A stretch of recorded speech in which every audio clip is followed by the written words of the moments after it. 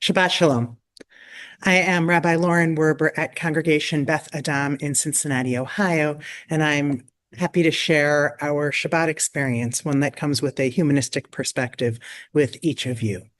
This evening is a little bit different because I am actually away this week on a vacation, so I'm recording ahead of time. We know at this point in time that we're currently in a world in a bit of chaos.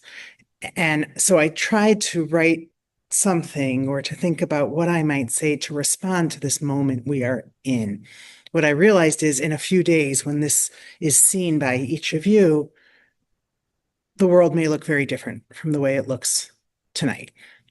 So today we're going to do something a little bit differently. I'm not going to stop during the service to tell a story or give a Devar Torah, some words of Torah, but rather I'm going to talk to you a little bit now, sort of a heart to heart, as if we're sitting together and having tea. And then we'll go from there into some Shabbat reflection. We don't have Brian this week either for music, so it'll be a very simple service after a little bit of one-way conversation that I imagine is two-way conversation. And the reason is that I really do think we need to address this moment we're in, where there is so much unknown, so much stress, so much fear and tension and confusion. There's so very much that we don't know. So for these few moments, let's focus on what we do know.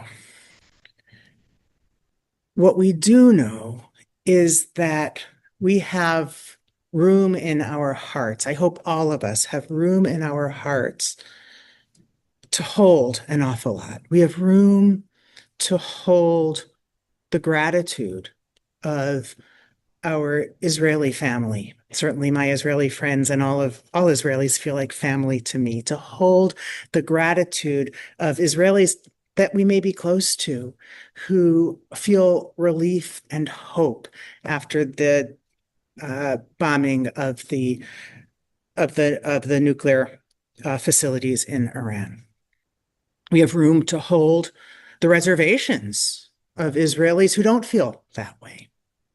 We have room to hold the gratitude of so many Iranians, those living abroad, especially, who have been able to express their hopefulness and their gratitude as a people who have lived oppressed and repressed for so long, now have a glimpse of hope for a different life ahead.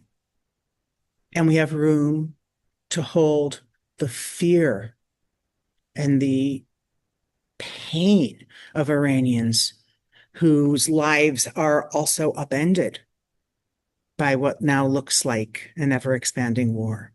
The same is true, of course, for our Israeli friends, our Israeli family, who are living many hours in shelters and in fear, and whose lives are turned yet again or still upside down. We have room to continue holding the pain and the suffering of those in Gaza.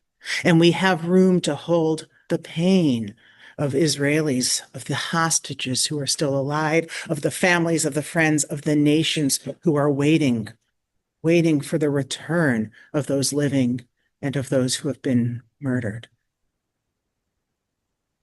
We have room to hold those who agree with us. We have room to hold those who disagree with us. We have room to hope and to work for a world that looks very different from the chaos and confusion that I'm experiencing at this moment in time. And as I said, who knows what the next moments may hold. So I want to acknowledge this evening that it is hard to find a moment of Shabbat. It's hard to find peacefulness, hopefulness, togetherness, and yet it is essential.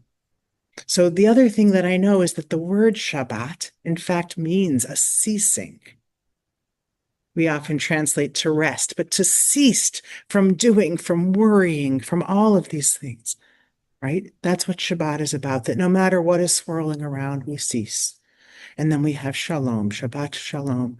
And we know that shalom we translate as peace, but it comes from the word for wholeness, right? That we seek a sense of wholeness. So what I know is that in this moment, in these few moments together, with all kinds of things swirling around us, with hearts large enough to hold nuance and love and pain and hope all together. In these moments, we seek a sense of community, a sense of wholeness, a sense of wonder, a sense of peace. And we do that through our Shabbat rituals. We begin with words from Beth Adam's liturgy.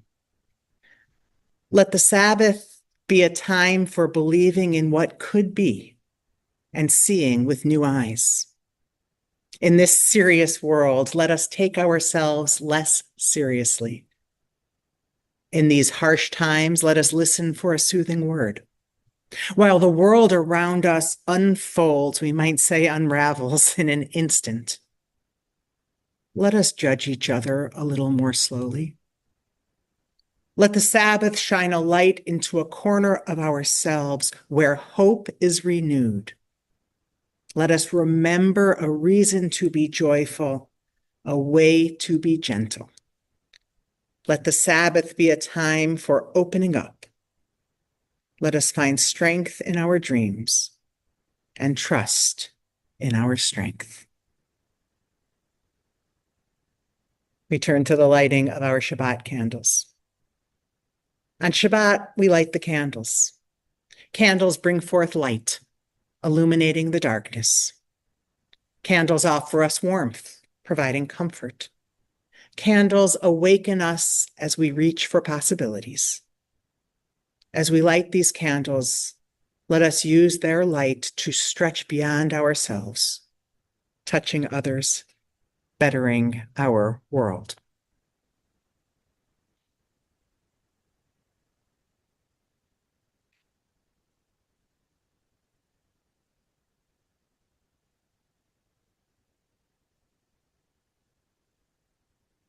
Baruch ha'or ba'olam, blessed is the light within the world. Baruch ha'or ba'adam, blessed is the light within each person. Baruch ha'or ba'Shabbat, blessed is the light of Shabbat. This reflection comes from Tagore and I think is appropriate for today.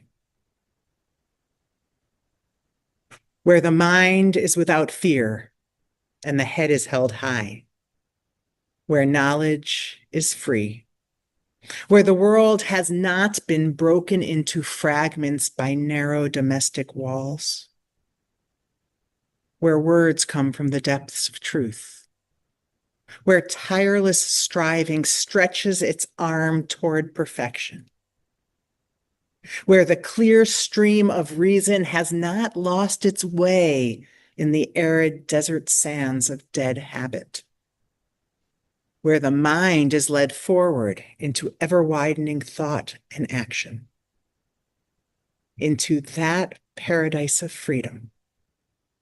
Let all people awake. This, in some ways, is the essence of Shabbat, that paradise of freedom.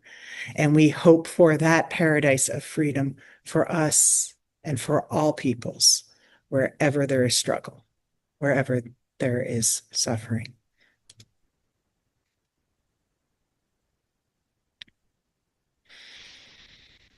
Our hearts turn now to those who we've loved and lost and who live through us and through memory. Now the world is different, emptier and strange. But you never leave me floating through my mind. Before you were out there, now you're in here with me. A room full of people, but when I look, I can only see them faintly, beyond your face. I'm listening, but I can barely hear them on the other side of your voice. And when I speak, I hear your cadence in my voice. And when I turn my head, I feel it settle at the angle you left vacant. Now, as I reflect, I recognize your thinking, shaping my own thoughts. The world is different, and I don't need to hold on to you. You will never leave me. These are the words of our memorial reading. Ein bidei amavet hakoach la'korma shetamun balev. Death cannot take that which is locked in our hearts. With our tears and our sorrow, we remember. With our courage and our strength, we do not forget. Acts of kindness, deeds of courage will remain. Beauty created, wisdom shared is not lost. With our tears and our sorrow, we remember. Im demot beinenu, be'et evlenu, nishmor al zecher ahuvenu. With our tears and our sorrow, we remember. Zecher tzadik livracha. May the memory of good people bless our days.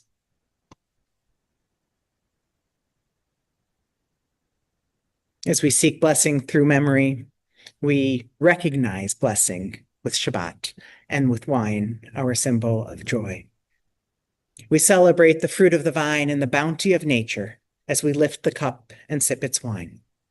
For we are part of nature, which gave us birth and continues to sustain us. Even as we depend upon nature, so do we influence its course. Through the search for understanding, we have gained the knowledge to shape our world. Guided by the best of human wisdom and the compassion of our spirit, we accept the responsibility which rests upon us.